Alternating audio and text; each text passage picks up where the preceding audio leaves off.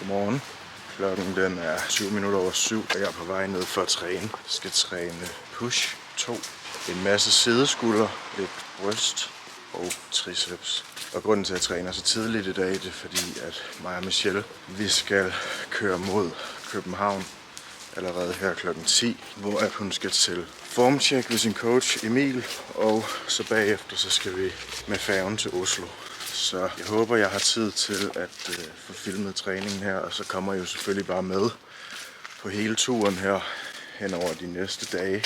Hun skal stille op på søndag, og i dag er det fredag. Ja, lad os komme op og få trænet. Det er heldigvis bare en devolume træning i dag, fordi på det her tidspunkt i minicut er der ikke helt den samme mulighed for at restituere fra den høje volumen, så der er blevet skåret lidt ned på volumen, lidt ned på sættene, så i dag burde det gå forholdsvis hurtigt. Så ja, jeg tænker, at vi får klaret den her træning på en lille times tid, og så har vi stadig god tid til at komme hjem og få pakket.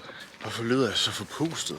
Jeg har skåret volumen nærmest ned på halv i den her uge. Næste uge prøver jeg at skrue en lille bitte smule op igen, for at se, hvor meget kan jeg ligesom restituere fra på nuværende tidspunkt. Jeg vil gerne have den højst mulige volumen, hvor jeg stadig har gode træninger, gode resultater og progression. Den her uge har jeg så også udnyttet til at skifte træningsprogram, da jeg har lavet et nyt program til den næste pushfase, jeg kommer ind i. Og så tænkte jeg, at nu hvor jeg alligevel har en devolume, så er det et meget godt tidspunkt lige at få programmet kørt ind på. Så det nye split, tænker jeg faktisk, vi kan snakke om i en video for sig selv.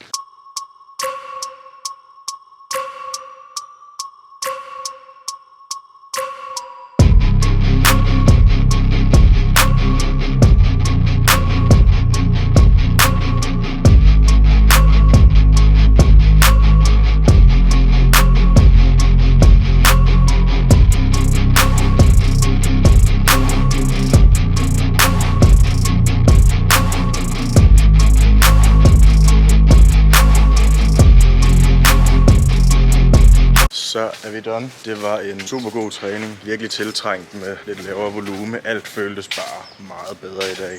Meget mere overskud, bedre pump, bedre muskelkontakt. Alt var bare bedre. Nogle gange så er det altså bare det, der skal til. Især i en underskudsfase eller en fase, hvor at du får mindre drugs, hvis du er på den slags. Så er du bare nødt til at acceptere, at du skal sænke din volumen. Og så sørge for, at de sæt, du har, de er top kvalitet og får det maksimale ud af dem. Nu vil jeg komme hjem og spise post-workout meal. Det er første gang i meget, meget lang tid, at jeg har fået 2 måltider inden klokken 9 om morgenen. Jeg er altid sådan lidt bange, når jeg skal bare gå ud her.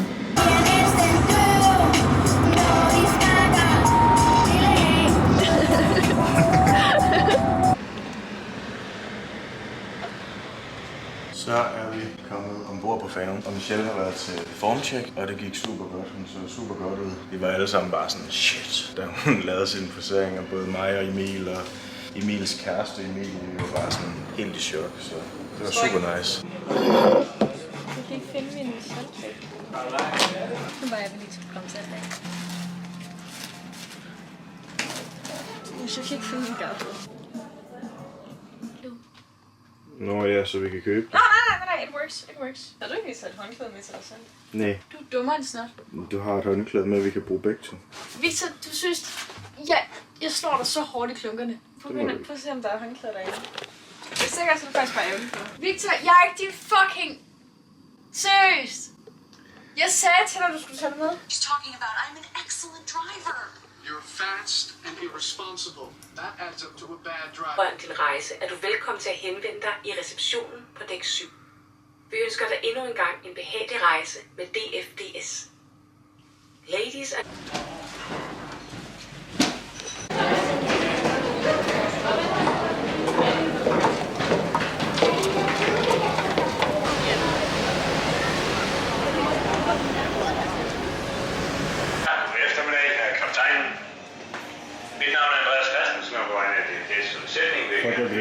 Velkommen her på Politivois. Vi er nu kommet godt ud af Københavns Havn, og der er sat kursen på efter. Sikkert kommer til at gå ned her i Sky i Frederikshavn for et kort ophold, hvor så bliver der placeret ombord, inden vi fortsætter rejsen ud. Skal ikke bare spille alle vores spil? Hvad er det overhovedet? Jeg har faktisk, jeg har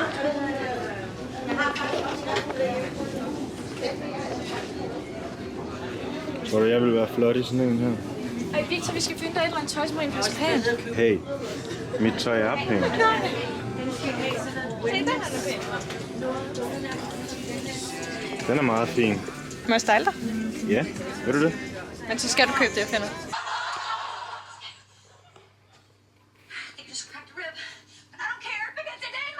Vi har lige fået en lur. Var det en god lur? Jeg så godt. Jeg har lige gået på dig, så. Ja, det er hyggeligt. Michelle er sulten, hun har spist sit sidste måltid, så nu går vi på jagt efter en sodavand, så at hun ikke piver. Piver ikke? Jo, du piver. Hey, vi misser solnedgangen. Ja, det må man sige. Jo. Nogle gange føles det, som om den er zoomet lidt ind. Det er også meget tæt. Så sidder vi lige herude på dækket og hygger, inden vi skal sove. Men vi vil sige godnat, og så ses vi i morgen. Mit håndklæde, der ligger nede i bilen. Så nu har jeg skældt dig mega meget ud, så du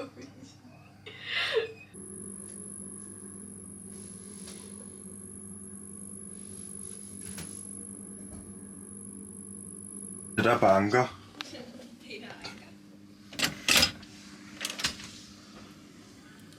Godmorgen. Godmorgen. Jeg har kaffe og vand med til dig. Du er bare den sødeste. Hallo. Du er nok en morgenfrisk lille mus, hva'? Det var du ikke. Nej, jeg er først lige vågen. Thank you. Er det søde tabletter? Det er søde tabletter. Oh my god. Tusind tak. Og en vand. Den skal du drikke først. Okay. En hurtig update. Klokken den er 9:30, og jeg er så først lige vågnet. Vi kan komme ned til vores bil på dækket om et kvarter, og så er vi i havn om en halv time, og så er vi fremme. Så vi skal til at have pakket al vores lort sammen, fordi hold da op, hvor vi roder her. Jeg ved slet ikke lige, hvad der er sket. Det ligner, vi har holdt den vildeste fest. Det har vi også. Ja, det har det faktisk også. Så det kan jeg jo ikke tage med i min video. Nå, ej, hvor ærgerligt ødelagde jeg din video.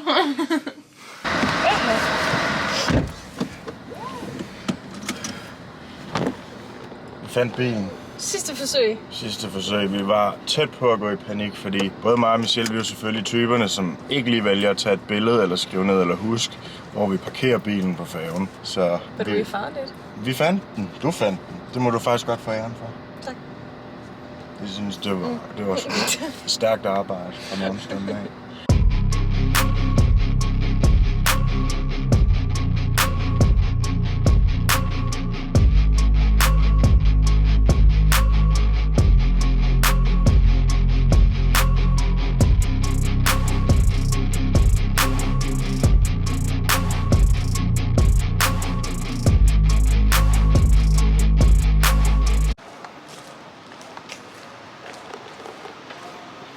Man kan simpelthen få norsk og kinesisk salat. Hvad tror du, det er? Hvad er norsk mad egentlig? Hvad spiser de sådan? Spiller hvad? Det ved jeg ikke. Jeg føler ikke rigtigt, at jeg ved, at de har et eller andet. Måske har de ikke noget. Nej. Lige nu leder vi bare efter et sted, hvor vi kan spise vores morgenmad. Hvad har du fundet? 4 minutter væk.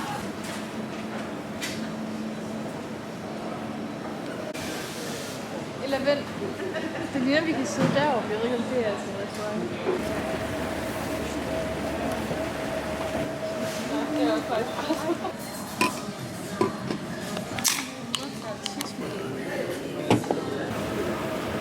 Så Michelle, hun manglede noget at lave sin morgenmad i.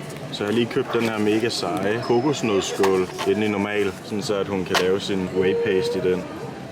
Og så har jeg købt 2 proteinbar til mig selv, fordi hun har ikke taget whey med til mig, og det troede jeg faktisk, hun havde.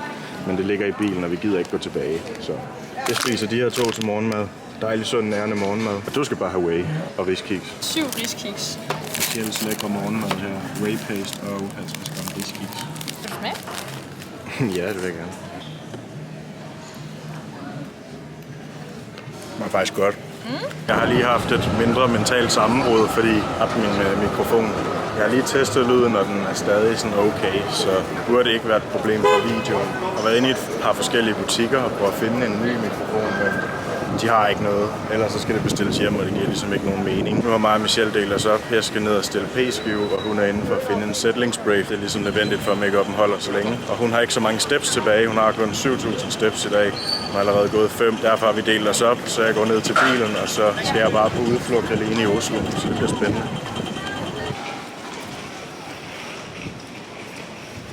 Jeg fandt bilen, og jeg har stadig ikke fundet min mikrofon. Men jeg tænker, det går, så jeg kan købe en ny, når jeg kommer hjem til Danmark igen. Den er gone. Jeg har ingen idé om, hvor den er. Jeg har nok tabt den et eller andet sted på gaden. Michelle, hun er i gang med at prøve at finde noget mad. Også noget til mig. Og så mødes vi over ved noget, der hedder Harold's Gym, som er et fitnesscenter, vi skal træne i dag. Hej.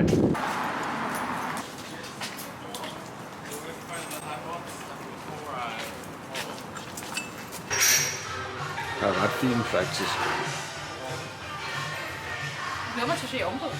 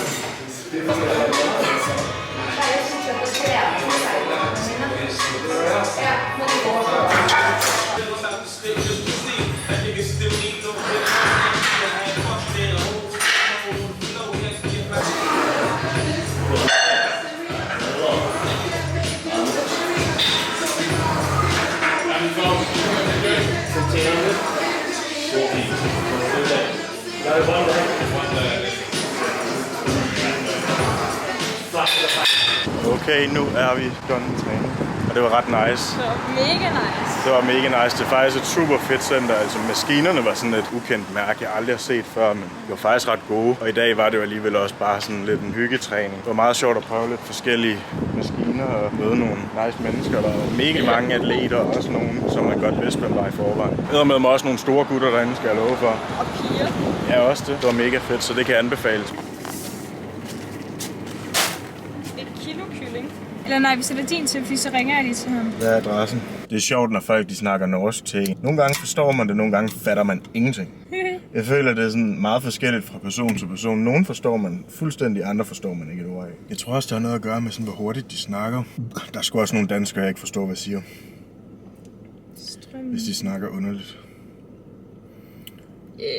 Okay, 24 minutter. Super. Så kører vi mod vores Airbnb. Jeg er spændt på at se det. Vi har fået handlet.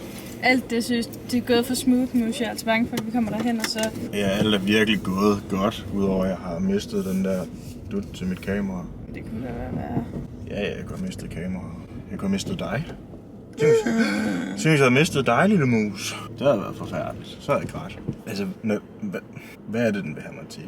Så må jeg jo selv vælge. Jeg kan faktisk godt lide Norge. Det er fucking dyrt. Og det føles også ekstra dyrt på grund af, at deres valuta er lidt anderledes. Ja, så det ser bare dyrt ud. Det ser dyrere ud, men det er også lidt dyrere. Jeg har virkelig svært ved at finde ham hans telefonnummer. Vi er sikkert blevet scammet. Jamen, det er jo bare self-check-in with lockbox, men hvor fuck står koden henne? Ej, var der fint. Ej, hvor cute. Mega cute. Mega cute. Ej, hvor er det fint. Ja, fordi, det var det her. Det er fint. Ej, altså... Prøv lige at se et fint check-in spot, der er her. Perfekt til formbillederne herude. Very nice. Very nice. Ej, er du bare den sødeste kæreste i hele verden? Pak ud. Ja, så sætter jeg med over. Okay, det er jo. Så er vi et ægte par. Det er da ikke fuldt til at føle dig meget mandig, at du så kunne finde ud af det. Jeg har hørt, at vejen til mænds hjerte, det er, at det skal føle sig needed. Så du gjorde det faktisk bare med vilje? Den er derinde begge vejen. Der er med æ. Det er sgu da ikke æ i Norge. Det er da ikke noget æ i Norge. Jo, de har det sådan. Nå, byggervejen. Vejen med, med i, ikke j. Det er den. Jo, det var det. Det der? Yes. Ja, taxichauffør. Han kunne faktisk godt lide en taxichauffør. Jeg har lagt billeder af min på Airbnb. Jeg vidste ikke, man havde profilbillede. Det har vi da. Det har jeg også. Jeg har et billede med mig og Lulu. Så er det jo spændende, når den bare siger sådan der, hvad vej man så egentlig skal. Ikke du forstår mig. Vi er på vej ind for at få missemusen registreret. Så er det spændende, om du bliver målt til 1,55 eller 1,56. Ja, jeg håber virkelig, du bliver Om du kommer i A eller B. Sidst der kom du i B. Det er også fucking weird. Ja, det var lidt weird. Du må lige være lidt krumrykket, når du skal måle. Nej, bare ekstra svejrøg. 1,55.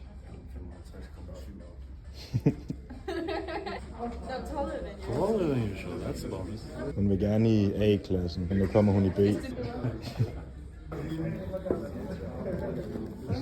Registrering er klaret. Det gik virkelig hurtigt. Skal vi lige have dit nummer? 63. Der er ikke nogen p-bøder. Det var godt.